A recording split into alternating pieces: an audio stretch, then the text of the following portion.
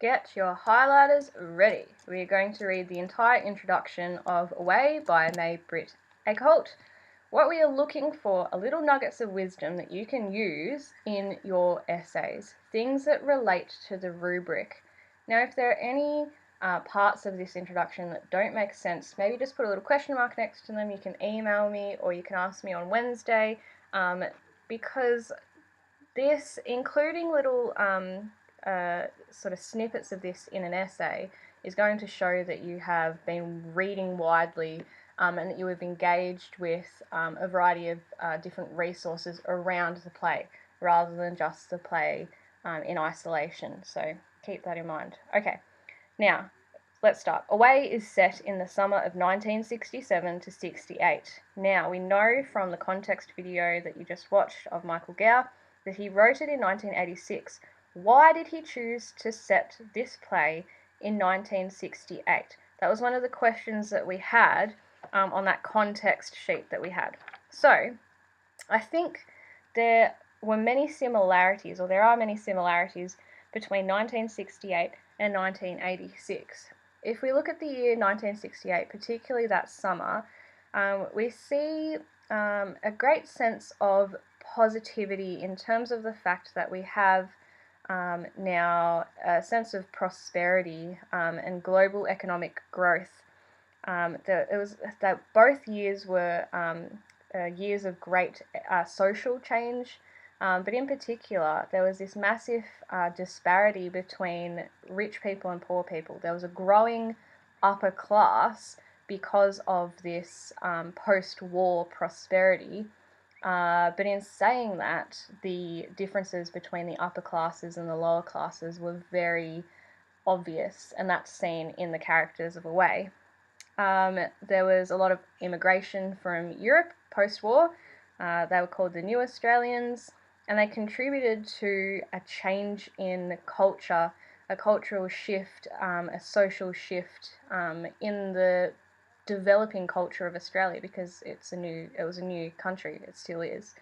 Now, obviously, at the end of the 60s, there was a massive push against conscription to the Vietnam War. People didn't think that it was our place to fight it. I'm sure you know the history behind that. Essentially, a very turbulent and tumultuous time, a time of great change. Now, in 86, a similar year of prosperity, lots of free market economy and deregulation, essentially another aspect of prosperity where people were feeling positive in terms of their finances. Now we have boat people as a consequence of the Vietnam War, and again, that I suppose the discrimination that they felt. There was a lot of discrimination against the New Australians in 68, which is in the play, and that was reflected in 86 as well. So I think Gow wanted to reflect on that. And now, if you remember our study of V for Vendetta, Margaret Thatcher waged this Falklands War, which was criticised almost as much as the Vietnam War. So that was in 86.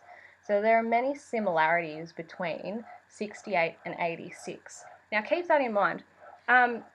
Context is important for you to have a well-rounded understanding of the play, but it's only relevant to talk about it in an essay if it is explicitly asked. So try not to include too much context in your essay unless the question asks you specifically about it.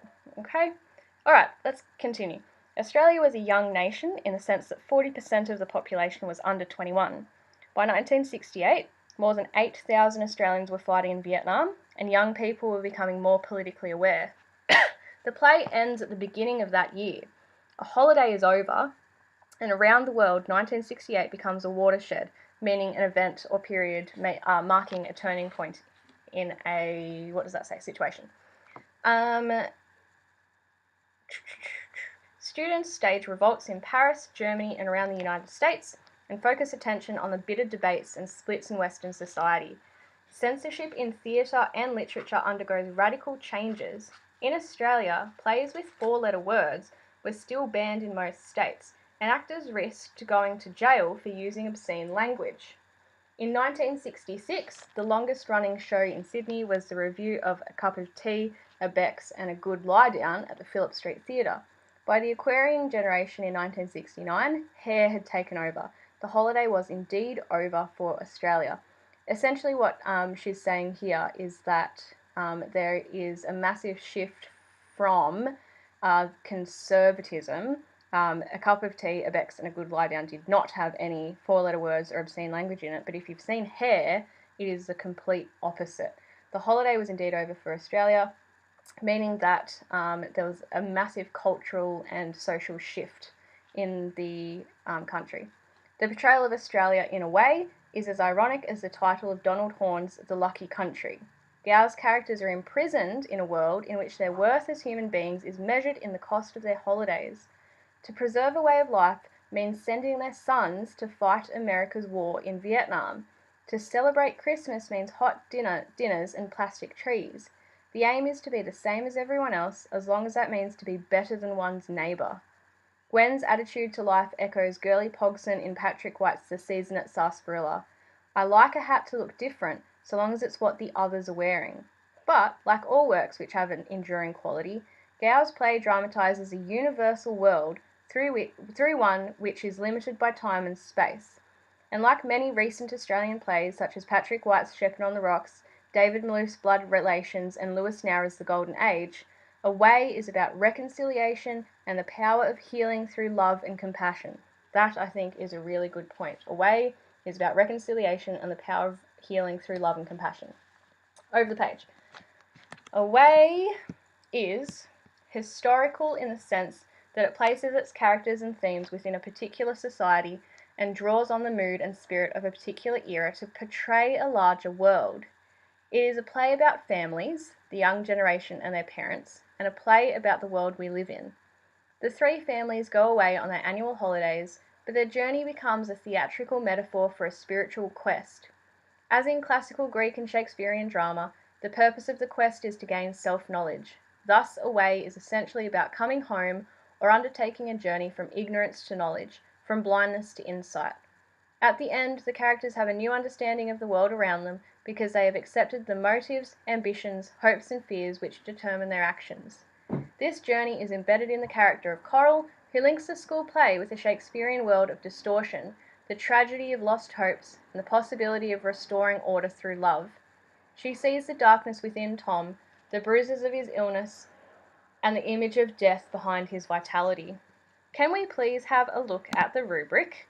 And we might be able to see some similarities between the rubric and some of the words in that. So, let's have a look at this. Where it says, draws on the mood and spirit of a particular era to portray a larger world, okay? We're not just talking about the characters within a text, but we're also talking about how that is a representation of the world in which we live. Now, if we have a look over here, texts have the potential to affirm or challenge individuals on more widely held assumptions and beliefs about aspects of human experience and the world. Okay, so think about that. Another one, where is it? New understandings, renewed perceptions of ourselves and others. Okay, we're talking about the impact of this text on ourselves as well as on the characters in the text. So keep that in mind. There are two impacts that are happening here. The impact of the world on the characters within the text, and also its impact on us and how we understand discovery. The theatrical metaphor for a spiritual quest. In what ways a discovery is meaningful? In spiritual ways. It is a quest or a journey to discover something spiritual about themselves. The purpose of the quest is to gain self-knowledge. Okay, again, new understandings. It stimulates new ideas. Okay, self-knowledge, we're learning about relationships and people. We're discovering that. And the other one, journey from ignorance to knowledge, from blindness to insight. At the end, the characters have a new understanding of the world around them. That is literally from the rubric. From ignorance to knowledge, what kind of discovery is that? It is intellectual because they understand something about themselves and the world that they didn't know before. So you can see how this document is going to be really, really useful for you in your essay. Okay, we'll move on. Away belongs to a growing tradition which integrates other sources into the fabric of new works. But in its very use of classical material, the play is of a classical nature. From the times of the ancient Greeks through to the Renaissance, legends and foreign literary works were introduced into local art forms and became part of an indigenous body of works. The fact that Away, as he has himself pointed out, is set at the time of Gow's own early adolescence, means that he is dealing with a period he can now see in perspective. The Shakespearean connotations provide a retrospective view in the same way that looking at events from a distance and in the light of a wider knowledge and experience can heighten the understanding and meaning of those events. Now, just draw your attention to where it says that it can be reconsidered. Discoveries can be maybe questioned or challenged when viewed from different perspectives. Okay, the fact that Gow has set this in the past suggests that he is questioning or challenging his own perspectives of discovery. And it says, where is it? Oh, their worth may be reassessed over time. Okay, so maybe think about how the discoveries that Gow has put into this creative piece, which in itself is a creative discovery, how they have been reassessed over time. Where are we? The resonances, yep. The resonances brought to the action by classic texts add a dimension to the character's reality.